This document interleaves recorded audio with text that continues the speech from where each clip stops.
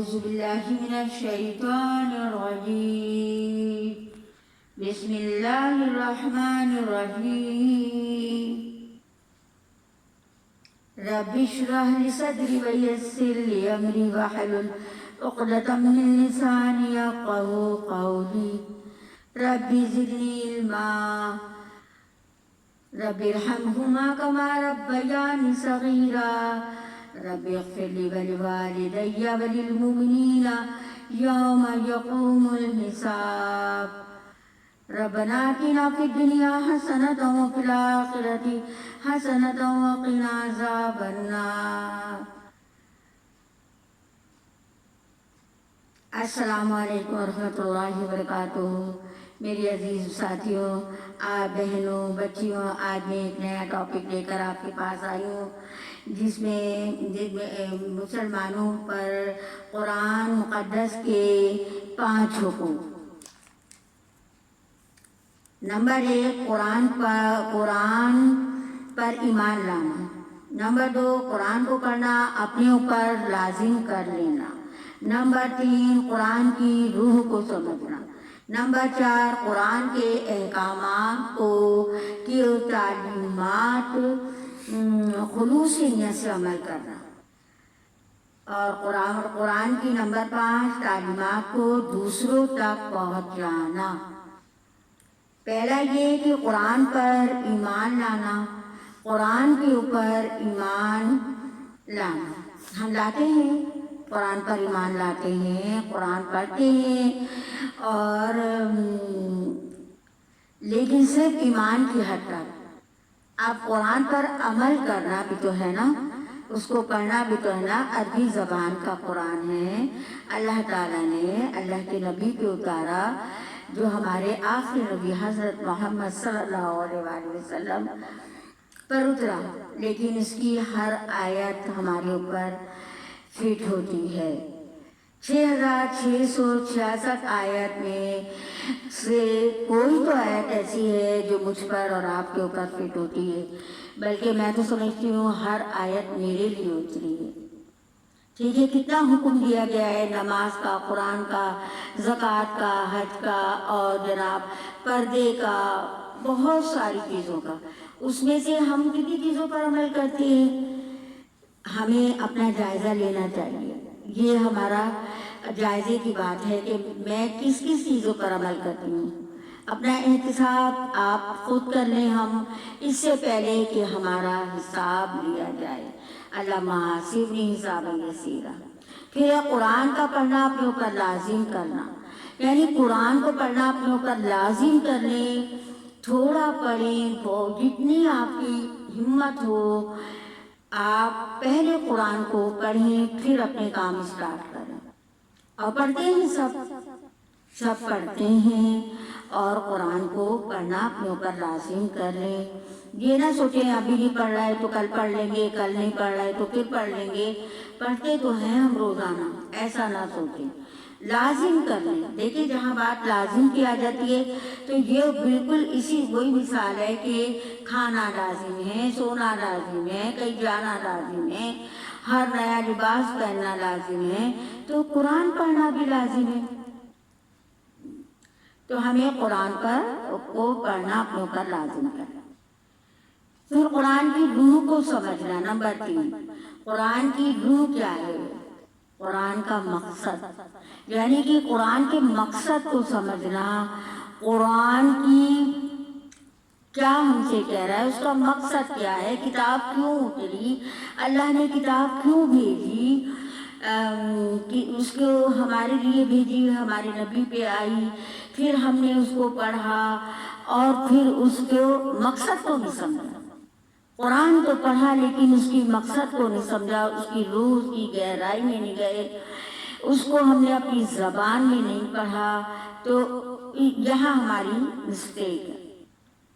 تو ہمیں چاہیے کہ ہم اس کو ترجمے کے ساتھ، یعنی کہ اس کا ترجمہ ضرور پڑھیں تاکہ ہمیں عربی زبان سمجھ آئے کہ ہم،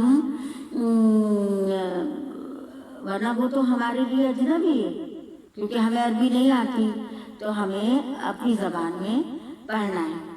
اور بہت پڑھنا ہے، سمجھنا ہے، عمل کرنا ہے، لوگوں کو بتانا ہے کوئی آیت اچھی لگی بتاؤ۔ پھر ہے قرآن کے احکام پر خلوص نیت سے عمل کرنا۔ آپ قرآن کے احکامات پر خلوص نیت سے کس طرح عمل کریں؟ تو ہم اس طرح ہمیں چاہیے کہ ہم جس طرح اور چیزوں میں اپنا خلوص دکھاتے ہیں تو قرآن پہ تو ہمیں بہت زیادہ خلوص اور اعتماد کہ یہ اللہ کی کتاب ہے، اس کی ایک ایک بات سچی ہے۔ قرآن کو ہم اس طرح پڑھیں کہ یہ ہمارے دل میں اتر جائے اور اس کو ہم بہت اچھی نیت کے ساتھ، خالص نیت کے ساتھ پڑھیں اور توجہ کے ساتھ، دھیان کے ساتھ، لفظوں کی ادائیگی کے ساتھ، تو قرآن کا حق ادا ہوگا انشاءاللہ۔ قرآن کی تعلیمات کو دوسروں تک پہنچائیں۔ پانچواں، اب ہم قرآن کی تعلیمات کو دوسروں تک کیسے پہنچائیں گے؟ جیسے کہ آپ دیکھ رہے ہیں ہم آمنے سامنے بیٹھے ہیں، ایک دوسرے کو بتا رہے ہیں قرآن کے بارے میں، تو یہی تعلیم ہے کہ آپ کو کوئی حدیث آتی ہے مجھے سنا دیں، مجھے آتی ہے میں آپ کو سنا دوں، کوئی ذریعے بہت ہیں۔ تو اگر آپ نہیں جا سکتے تو آپ فون پہ ہم بات کرتے ہیں، کوئی نیکی کی بات کر لیں۔ پھر جیسے کہ کو کہا ہے کہ تم میں بہترین لوگ وہ ہیں جو قرآن سیکھیں اور سکھائیں، یعنی کہ کس طرح قرآن کے اندر بار بار یہ بات کہی جا رہی ہے کہ تم میں بہترین لوگ وہ ہیں جو قرآن سیکھیں اور سکھائیں۔ تو یہ ہوگا قرآن کا تعلیمات دوسروں تک پہنچانا۔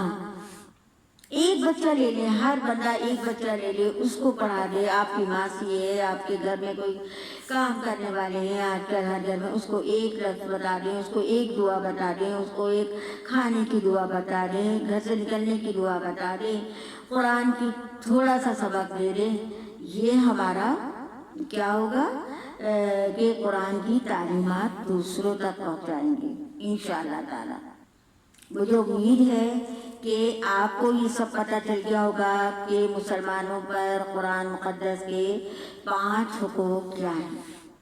پھر اللہ کہہ رہے ہیں کہ اللہ کی اس آخری کتاب کو جو اس نے اپنے آخری نبی صلی اللہ علیہ وآلہ وسلم پر نازل کی، ہم نے کہاں تک پڑھا، کہاں تک سمجھا، کس حد تک عمل کیا، کس حد تک قرآن کی تعلیمات کو دوسروں تک پہنچایا، اور ذرا اپنا محاسبہ کیجیے، شاید کچھ کوتاہیاں سامنے آئیں اور ان کو دور کرنے کی کوئی سبیل بن سکے۔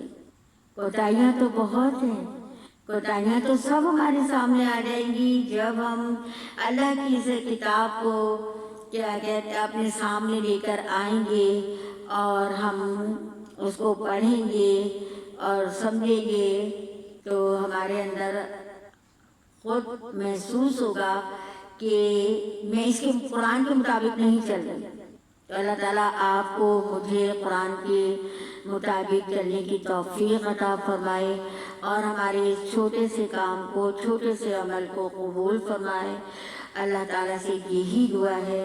وآخر دعوانا الحمدللہ رب العالمین۔ سبحان ربک رب العزت عما یصفون وسلام علی المرسلین والحمد للہ رب العالمین۔ ربنا تقبل منا انک انت السمیع العلیم۔ رب ارحمہما کما ربیانی صغیرا۔ رب اغفر لی ولوالدی وللمؤمنین والمؤمنات والمسلمین والمسلمات۔ اے اللہ میرے والدین اور تمام مومنین مومنات کو بخش دے۔ یا اللہ ہمارے پڑھنے میں کوتاہی غلطی ہو گئی ہو تو اس کو بھی ہماری معاف فرما۔ میں آپ سے پھر وہی بات کہوں گی، جزاکم اللہ خیرا کثیرا، اور آپ لوگ اس ویڈیو کو سبسکرائب کریں، شیئر کریں، لائک کریں، جہاں تک وہ پھیلا دیں، 5 حقوق کو پھیلا دیں۔ انشاءاللہ آپ اس میں شامل ہو جائیں گی اس حقوق کو پھیلانے میں۔ السلام علیکم ورحمۃ اللہ وبرکاتہ۔